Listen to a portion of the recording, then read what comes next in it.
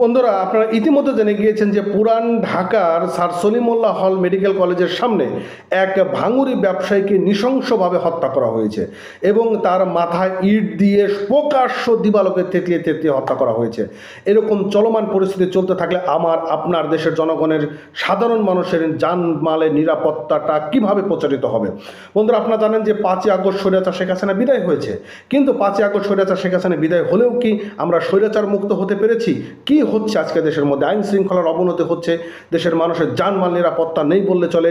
নারীরা আজকে নিরাপত্তা নয়, যেখানে সেখানে নারীরা ধর্ষণের শিকার হচ্ছে, দেশে প্রকাশ্যে চাঁদাবাজি করছে, প্রকাশ্যে মানুষকে মারা হচ্ছে।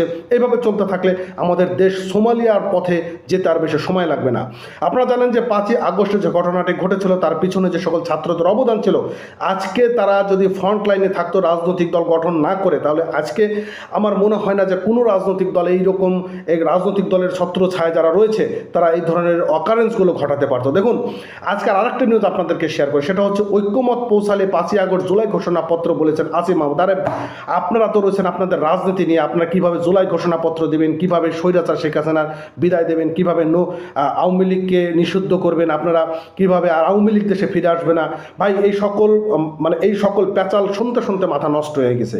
কিন্তু বর্তমান দেশের যে পরিস্থিতি রয়েছে বা বর্তমান দেশের যে মানুষের জানমালের নিরাপত্তা নেই, নারীদের নিরাপত্তা নেই, এই বিষয়ে এরা একটা কথা বলতেছে না। এদের মুখে সারাদিন খালি মুখে ফেনাটা বলছে স্বৈরাচার শেখ হাসিনা, স্বৈরাচার শেখ হাসিনা, ফ্যাসিবাদ শেখ হাসিনা। কিন্তু বর্তমান দেশের যে পরিস্থিতি তৈরি হচ্ছে এই বিষয় নিয়ে কেন তারা কথা বলছে না? তারা যমুনাতে যায়, তারা অমুক জায়গা যায়, তারা এই টেলিভিশনকে তারা থ্রেট দিচ্ছে, তারা এই করছে। ভাই, আমরা এইগুলো চাই না।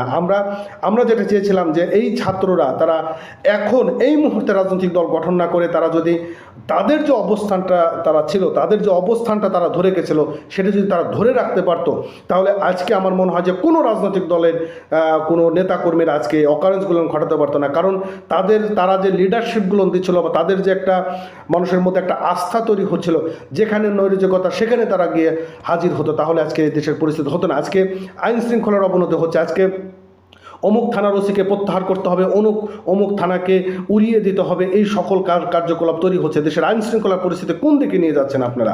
বন্ধুরা, কালবেলা পত্রিকা কিন্তু এরকম একটা সংবাদ প্রচার করছে, কিছু সংবাদ আমি আপনাদের মাঝে একটু শেয়ার করি। সেটা হচ্ছে রাজধানী পুরান Dhaka sir Salimullah medical college হাসপাতালে অর্থাৎ মিডপোর্ট সামনে ভাঙুরি ব্যবসায়ীকে লাল চাদরে সোহাগকে 39 বছর বয়স প্রকাশ্যে নৃশংসভাবে তাকে হত্যা করা হয়েছে এবং তার যেভাবে হত্যা করা হয়েছে, ইট দিয়ে থেতলিয়ে থেতলিয়ে তার মাথাকে শেষ করে দেওয়া হয়েছে এবং 4 জনকে গ্রেপ্তার করেছে এবং বলা হয়েছে যে তারা বিএনপির সাথে সম্পৃক্ততা রয়েছেন এবং তাদেরকে কি করছে, তাদেরকে স্থায়ীভাবে বহিষ্কার করছে।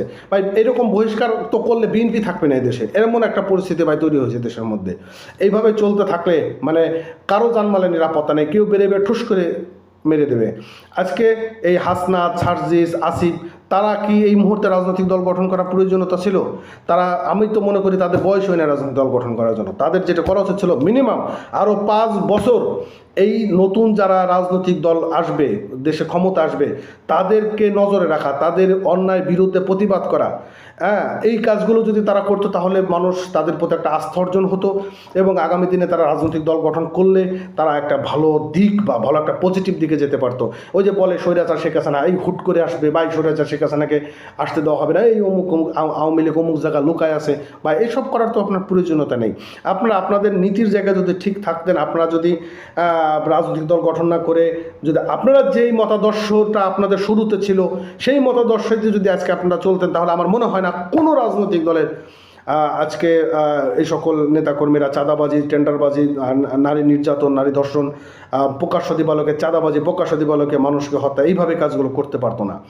আজকে দেশের যে পরিস্থিতি তৈরি হচ্ছে এর জন্য আপনাদেরকে আমরা দায়ী করব। কারণ আপনারা কেন একটা স্বৈরাচারকে পতন ঘটিয়ে আপনারা কেন এই মুহূর্তে রাজনৈতিক দল গঠন করলেন? আপনাদের এই কাজটা কি ঠিক হয়েছে? আপনাদের যেটা উচিত ছিল, আপনারা ফ্রন্ট লাইনে থাকে রাজনৈতিক আজকে এরকম অস্তিত্বশীলতা তৈরি হতো না। আপনারা প্রত্যেকটা জায়গাগুলোতে যেখানে নৈরাজ্যতা দেখবেন সেখানে সরাসরি গিয়ে প্রতিহত করতেন বা সেখানে গিয়ে আপনারা প্রতিবাদ করতেন, তাহলে আজকের এমন পরিস্থিতি তৈরি হয় না। তো যাই হোক, আমি জানি না যে আগামী ভবিষ্যৎ সোমালিয়ার দিকে যাচ্ছে কিনা, আমি আসলে বুঝে উঠতে পারতেছি না। তো যাই হোক, ভালো থাকেন, সুস্থ থাকেন, চ্যানেলটি সাবস্ক্রাইব করবেন।